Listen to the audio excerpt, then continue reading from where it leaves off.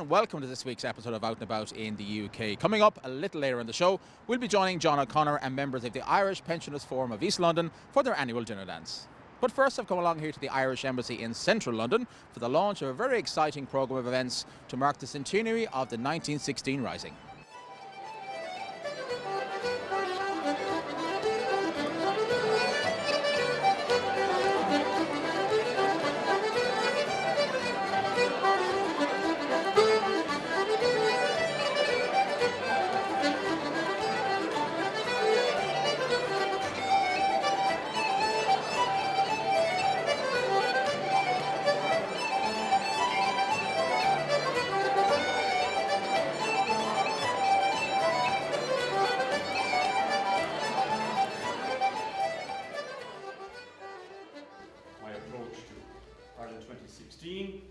And to the decade of centenaries has been at all times guided by the principle that all commemorative activity should be appropriate, should be inclusive, and should indeed be respectful, because they assist us in having a real and deep understanding of where we've come from as individuals, as families, as communities, and indeed as nations.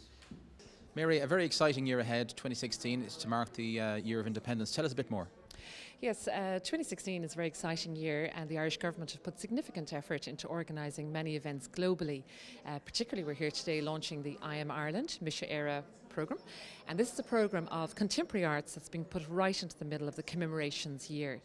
Particularly across Great Britain, there's going to be many events from Scotland right down to Cardiff, and particularly a concentration of events here in London. We're proposing putting forward a very contemporary image of Ireland. Really, our artists will be on stages in music halls, giving lectures, talking, helping to redefine the notion of what Ireland is today, 100 years on from that significant time of 1916. And it's an issue that's quite sensitive. It has to be approached in a particular way, particularly here in Britain. Yes, indeed. The relationship with Britain is one that's continually evolving and redefining, and certainly it's a sensitive history. But I think we know that our artists are very well placed to unpack that ambiguity, and there's massive kind of, anticipation and interest in the work of Irish artists here. Indeed, many Irish artists and indeed many Irish people live here. So those relationships are continually evolving, and we've seen so much, movement, particularly in the last few years with the state visits, the reciprocal state visits that were massively successful. And is there a website if people want to find out more? Sure, cultureireland.ie has the full programme, the I Am Ireland programme, and indeed here from the Embassy in London they will have also details of the expanded programme. It's a very exciting year. We hope people will engage fully with it, because indeed there'll be many moments for renewal of relationships, I guess, and I suppose to continue that curiosity about what's happening in Ireland. It's an exciting time for us back in Ireland right now as the economic climate is changing, the attitude at home is changing, so it's certainly an exciting year coming up. David, tell us about the big plans for 2016. Well, I can only tell you about the bit that I'm involved with, which is Imagining Ireland. It's a special event that we're creating at the Royal Festival Hall in London, and it's responding to this 7-day event that's called Imagining Home that's happening at the National Concert Hall in Dublin. And our bit of it is going to bring together different stars from Ireland, from the Irish diaspora, and it's going to look at the flow between Ireland and England. So we're inviting different singers in, people like James Vincent McMorrow, Paul Brady, Andy Evan, Martin Hayes, Dennis Cahill will be doing things with it, working with a house band that has people like Elvis Costello's musician Steve Neve and the McCall brothers. And they're going to be singing songs over the last 100 years, really from the beginning of the 20th century to the present day. And they're going to be looking at the flow between Ireland and England and how that's been kind of brought out in song. So it's very much a show of collaborations. When is that taking place and the venue? It's on Friday the 29th of April at the Royal Festival Hall. And if people want to find out more about the event, is there a website they can log on to? Yes, it's serious.org.uk/Ireland.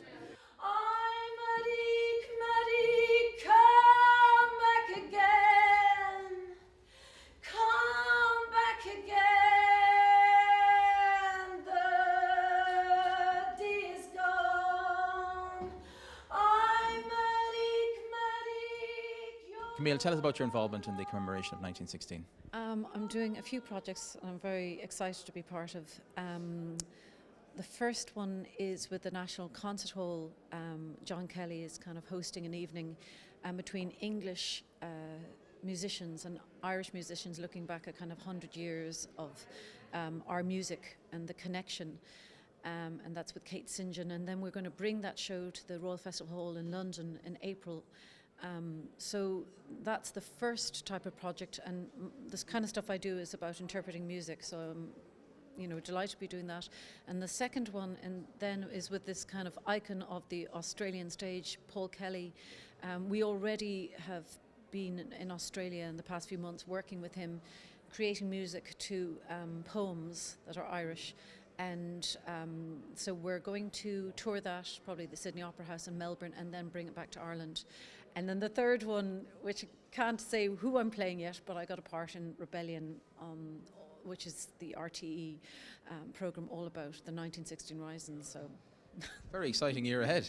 yeah, it's good. You never know what's going to happen as a musician, but you do want to take part in these things because it is about celebrating and expressing yourself as an artist. And it's not only exciting for myself to be part of it, but I've been looking at the programme of what's happening in Ireland, and some of my favourite musicians and theatre directors and actors, I'm kind of going, what are they going to do? And we've all been taught in school, we've been kind of taught our history, we all have an idea about it, but it's really having a personal empathy for something and being moved by it to make it feel, where do we stand with it now in 2016? And I always think music is the most emotive way to kind of express yourself, and theatre also. So exciting times ahead to see how we're going to do that. Your own background is an Irish-French background, and you sang a song earlier on for us. It was some lyrics were in French as well. Tell us about that particular song. Yeah, I mean, I'm Irish and half French. My mum is French, and it's probably, I used to be an architect, and I think sometimes that song's the reason I might have given up my architecture. Jacques Brel is the songwriter, and he's one of the most astounding lyricists, very passionate, very emotional. And I was asked to perform today at the Irish Embassy in London, and I was thinking, I could have done an Irish song.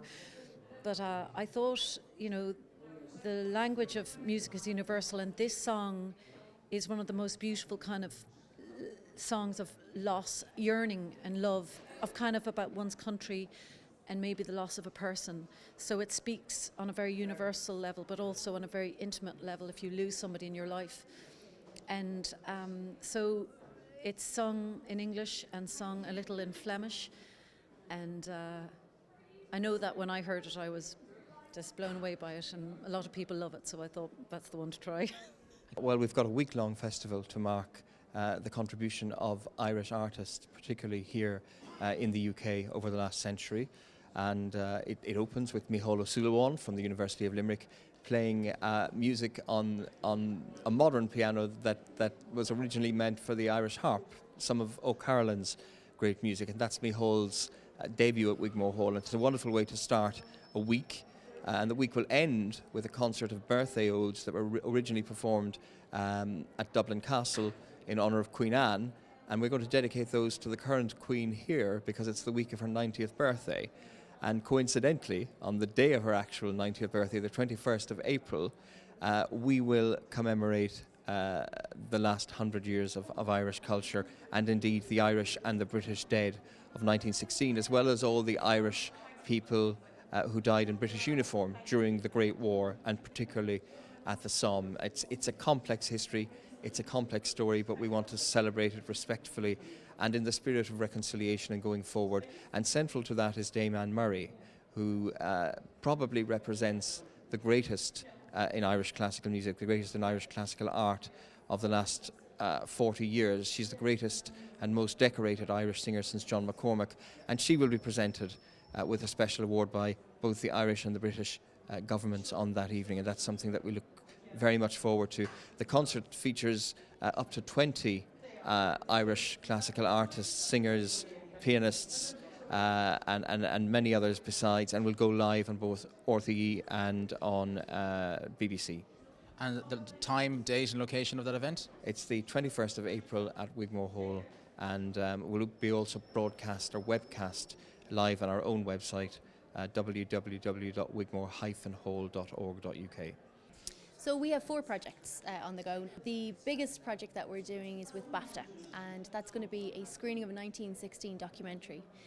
How it's happening is it's a simulcast, so the National Concert Hall in Ireland is going to host the first screening, the gala screening. It'll be narrated by Liam Neeson, and the President of Ireland will be the guest of honour.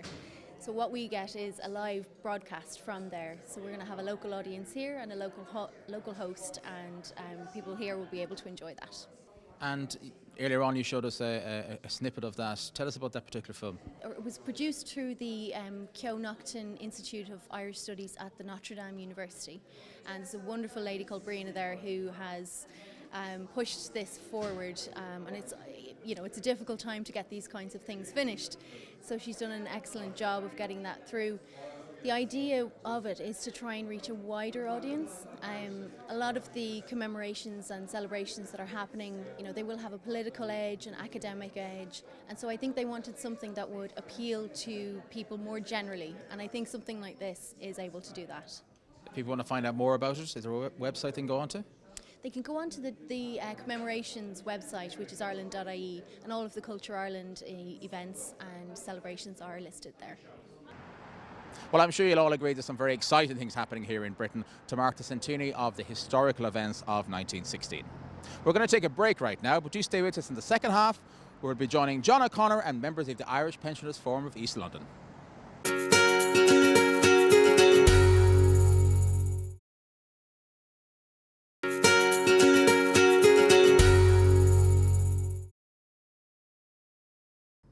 You're very welcome back to the show. I've come along here to West Ham in East London for the annual Irish Pensioners Forum dinner dance. Are you ready? Just walk just my way. We're Tell us about the forum itself. You're based in East London. I suppose East London traditionally wouldn't have been the most Irish stronghold, but there's a great sense of Irish community here today. The Irish Pensioners Forum was formed 3 years ago, and it provides an outlet for Irish elderly people in the 7 London boroughs of East London. And it certainly has been a success story. The fact that we get people from all the 7 boroughs and beyond in Essex attending our monthly tea dances.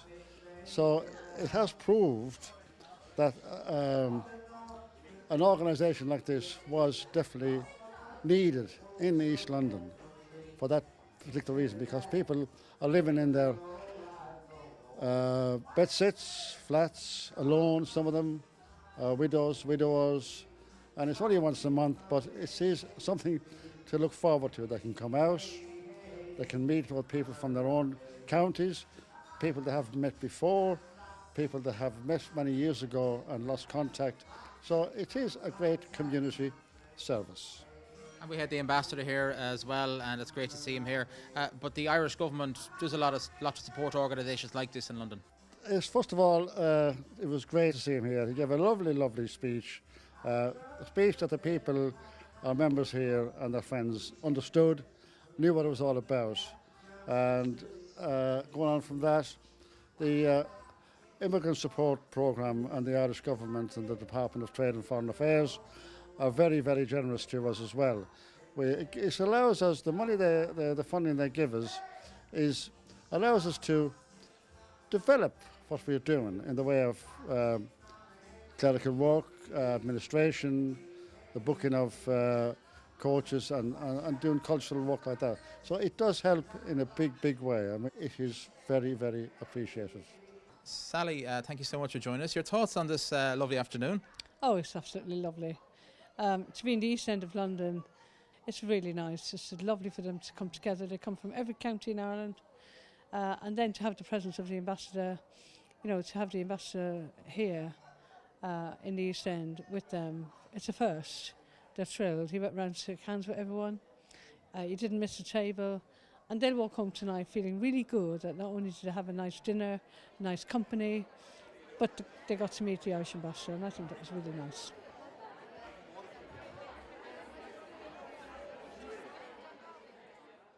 It's always lovely to see elderly people being here together, sharing their experiences, and of course interacting. And of course it reduces isolation and encourages people to share the experience they had when they were younger. And the Irish community have made a great contribution here in East London also.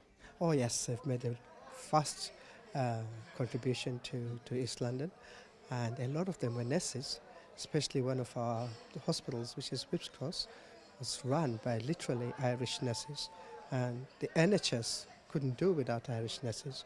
And of course we've got the Ford Motors. A lot of them lived in Dagenham, and they made a lot of contribution to the manufacturing of Ford cars in Dagenham. Ambassador, welcome to East London. It's your first official engagement here.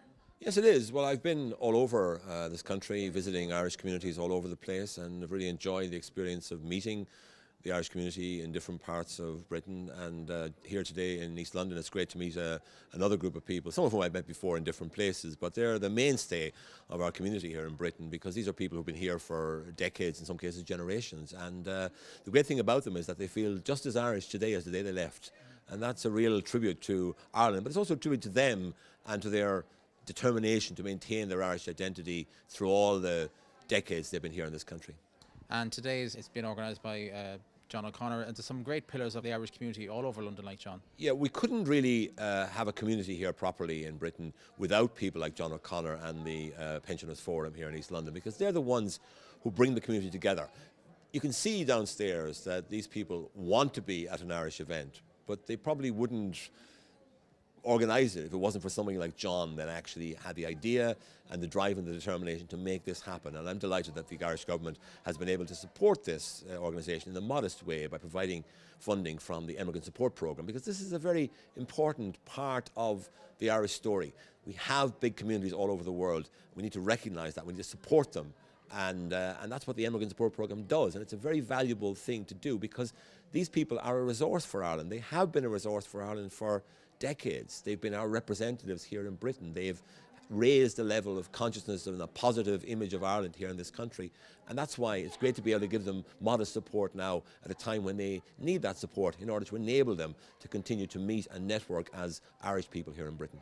Etty, you're here today at the forum here. It's a great day. Yeah, it was very, very good, yes. You were very much involved in Camogie here in London. Still involved with it. I'm president of the Camogie Association in London. And we started up in 1986, two of us, Rita O'Hanlon Wright and myself. We started up in 1986, and it's been going ever since.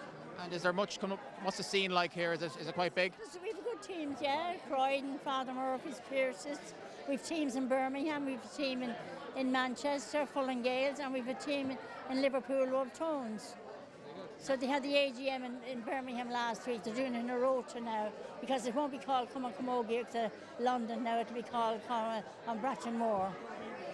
Great Britain. And your own background, you came here to London many years ago? 1956. I came in 1956, and I played Camogie from I was 7. And the last match I played, I was 74.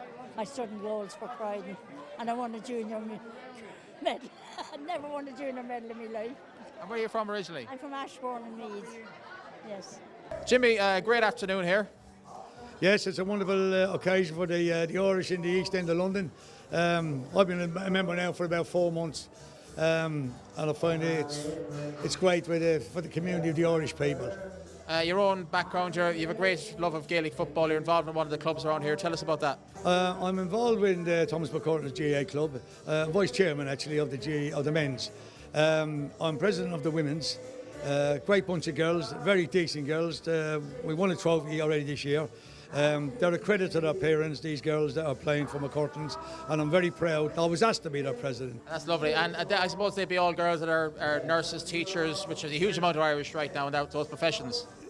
Most of them are teachers, nurses, bank workers, 2 physios, as far as I know. From Dundalk, these 2 girls are from physios. One is a secretary, Deirdre, and they're all in career, all good, decent, good jobs, like, you know. And the GA, it's a great way for the generation right now that are coming over to get involved and get to know each other, isn't it? I've always said that if anyone comes to England, you know, there's 2 things you should hold on to. You should hold on to your faith and if you are a GAA person, get involved and be a part of the GAA in England. I think you can't go wrong if you hold on to them to what you got, you know. In my father's house, I was running. Come the tide. Welcome to this afternoon's event. You must be delighted. We are. We're the younger generation from the London Irish Pensioners Brigade. Brigade, yeah. You're not pensioners, are you? No, far from it. We're on the way. We're working towards it. They're not far. She's the baby. What's the Irish scene like here in East London? I got to say, absolutely brilliant. Yeah. Yes, We all it grew is. up, obviously, as Irish children. Our parents were all Second Irish. generation, yeah. We all grew up in East London, around Upton Park, the White Hart. That's we a pub. had, we had a brilliant upbringing.